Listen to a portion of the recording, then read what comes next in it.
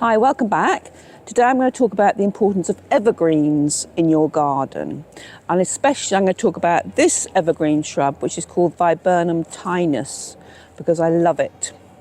So evergreens provide structure in your garden. They're the sort of backdrop, the mainstay of a border. And in the winter, they're particularly important because obviously everything's dropping its leaves, herbaceous perennials are dying back, and you really notice evergreens. So have a lot of evergreen in your garden. I would say have about a third of the border being evergreen. And evergreens are particularly important in a front garden because you look at your front garden every day, so have a large proportion of evergreen shrubs. This is Viburnum tinus, one of my favourite evergreen shrubs. It gets quite big. So after about 5 years, it gets to about 1.2 metres. Ultimately, it gets to about 3 to 4 metres. So it's a big shrub, so it needs space. But so valuable in a garden. If you've got space for a Viburnum tinus, do plant one.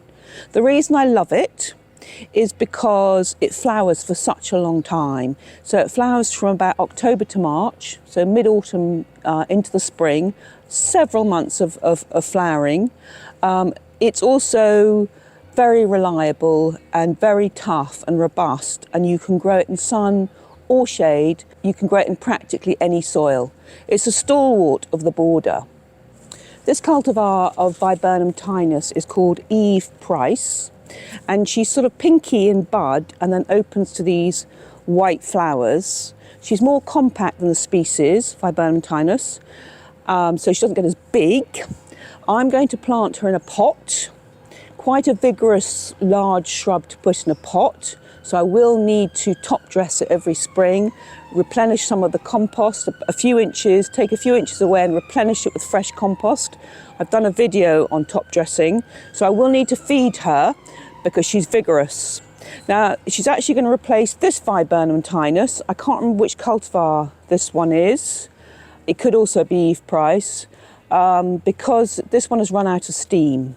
I basically put quite a vigorous shrub into a pot, and it's got this kind of rusting on the leaves, and it's generally not looking great. The flowers are very small. It's run out of steam, and I know it's not ideal to put in a pot, but I don't mind because it'll be fine for 2 or 3 years, particularly if I feed it. And it gives such great value. It flowers for so long that I just want to have a Viburnum tinus in my front garden. So I'm going to plant it in a pot, which I'm going to do now. I'm going to take out the old one and put in the new one. Now I'm going to take out the old Viburnum tinus because it's stressed, and I'm going to plant the new one. I'm going to plant the new one in John Innes number 3. It's going in a pot, and I'm using John Innes number 3 because it has more substance than a multi-purpose compost. It contains loam, so it contains a bit of soil. So it has, as I said, it has more substance and it's suitable for planting shrubs. I'm actually going to mix it with a little bit of multi-purpose, and then I'll have my lovely new plant. Out with the old. See the roots on that? And in with the new. This has a combination of loam, I think it has a little bit of wood fibre in it, composted wood fibre, and grit, so it has good drainage. And apparently it has nutrients which will last 8 weeks. And then I'm going to add some multi-purpose compost just so that the shrub transitions, because it's planted in multi-purpose compost, and just to add a few more nutrients. Now you don't need to prune Viburnum tinus unless you want to restrict its size or shape it, in which case prune it after flowering, which would be in the spring. So take out the plant, got nice roots, a bit more compost. This is peat free, this compost.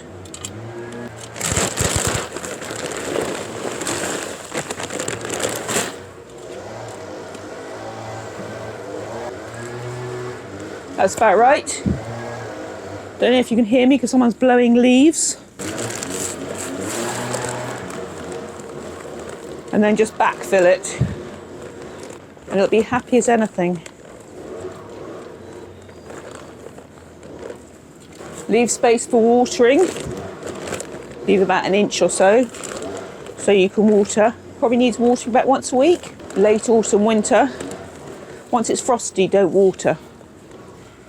But it's not dormant, it will still be gently growing and putting out its roots at this time of year, so make sure it doesn't dry out. Now I'm going to place my Viburnum tinus Eve Price in situ in my front garden, and I'm going to really enjoy it. It's going to give me a lot of winter beauty. So there it is, and you can plant Viburnum in a pot or ideally in the ground, but don't plant when it's frosty. They make a wonderful hedge. A lovely hedge, it flowers for a long time, so nice to have an alternative to privet.